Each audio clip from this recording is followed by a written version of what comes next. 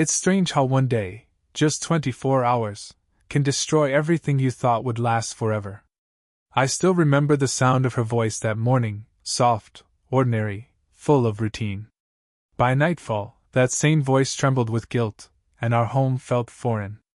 People think marriages collapse slowly, but sometimes, all it takes is one reckless choice, one lie, one moment that tears trust apart. I never thought betrayal would find its way into my quiet, loyal life, but that day it did. And nothing has been the same since. My name is Horace, and for 10 years, I believed I was the luckiest man alive. My wife, Myra, and I had built our life from nothing, a small apartment in Lahore, modest jobs, and dreams stitched together with patience and love. She was my anchor when times got rough, the one who reminded me that love wasn't about luxury, but about standing together when the world felt heavy. We weren't perfect. No couple is. But our imperfections felt harmless, the kind that time and care could fix. She was a teacher, patient and thoughtful, adored by her students. I worked long hours as a civil engineer, often away from home, building roads and bridges that connected cities. Myra used to joke that while I was busy connecting places, she was busy connecting hearts. I loved her for that. Our home was simple but alive. Morning tea with her humming softly in the kitchen. Evenings filled with the quiet comfort of shared silences.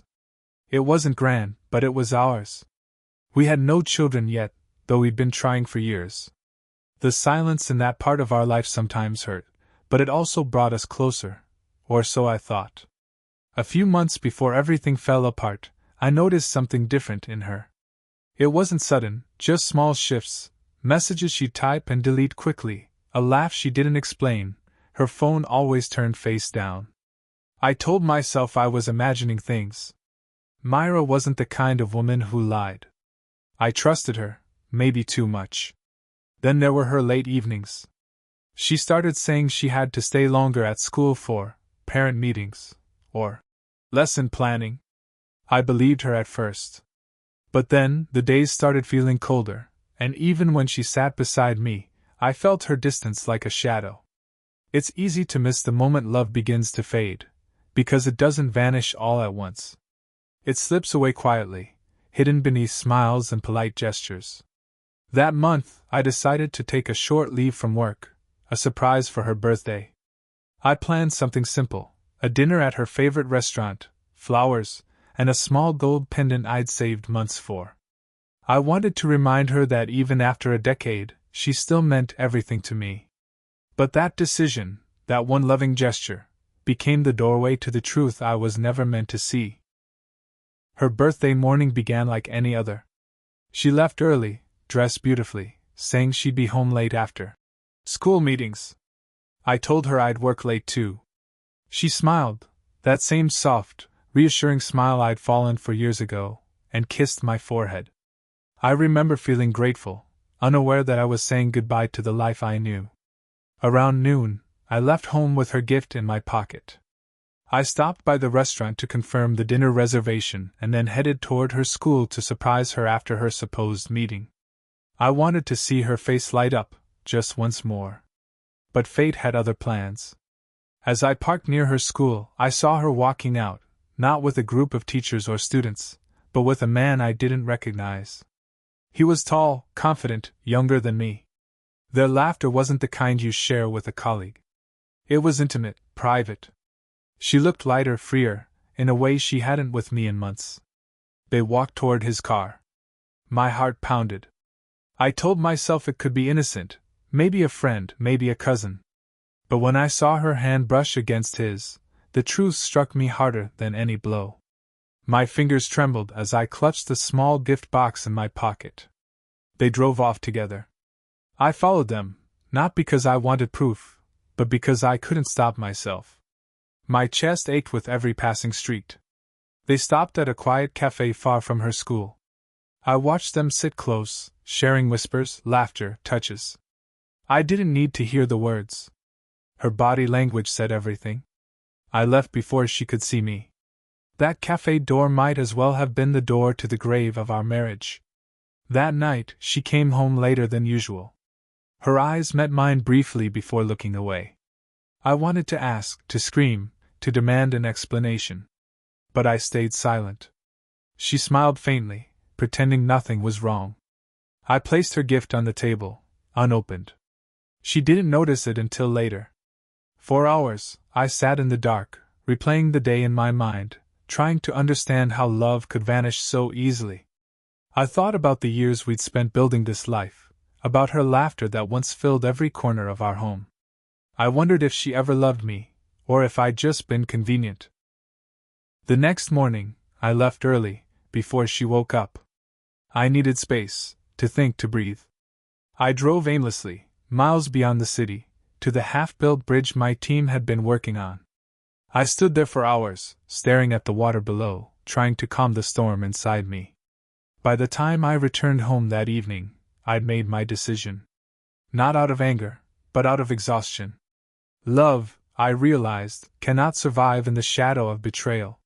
She was sitting at the table, her eyes swollen, the gift box open before her.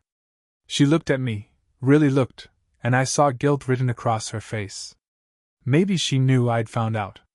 Maybe her own conscience had finally spoken louder than her lies.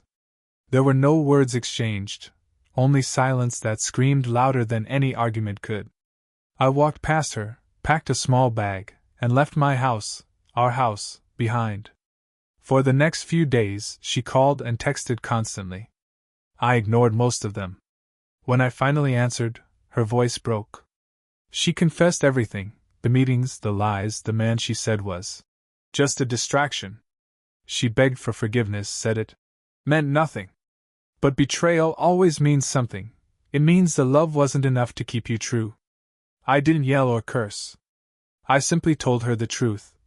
You didn't just cheat on me, Myra. You killed the man who believed in you. Her sobs filled the silence, but they couldn't mend what was already broken. A week later, I filed for divorce. Not because I hated her, but because I refused to spend my life with someone who could look me in the eye and still lie. It's been almost 2 years since that day, the day she lost everything, and I lost the person I thought she was. She reached out a few times afterward, not to rekindle what we had, but to apologize, truly, deeply. She said she regrets it every single day. That the man she betrayed me for left her soon after. That her life never felt whole again. And maybe she's right. Maybe regret is the punishment that lingers long after forgiveness fades. As for me, I rebuilt my life piece by piece. Painfully, quietly. I moved to a new city, focused on my work, and learned to enjoy my own company again. The nights are still lonely sometimes, but at least they're honest. People often say betrayal makes you bitter. But for me, it made me wiser, and strangely, more at peace. Because I finally understood that love isn't about possession or promises. It's about respect, and once that's gone, love becomes just another word. Myra still writes sometimes, small messages, asking if I'm happy, if I've found someone else. I never answer. Some silences are kinder than words. If she ever sees this, I hope she understands. I forgave her long ago. But forgiveness doesn't always mean reconciliation. Sometimes it just means setting yourself free. Because in the end, betrayal doesn't destroy love, it reveals it. It shows you what was real, what was fragile, and what was never meant to last. And I still wonder sometimes, if love can survive every storm, why do we let one moment of weakness wash it all away?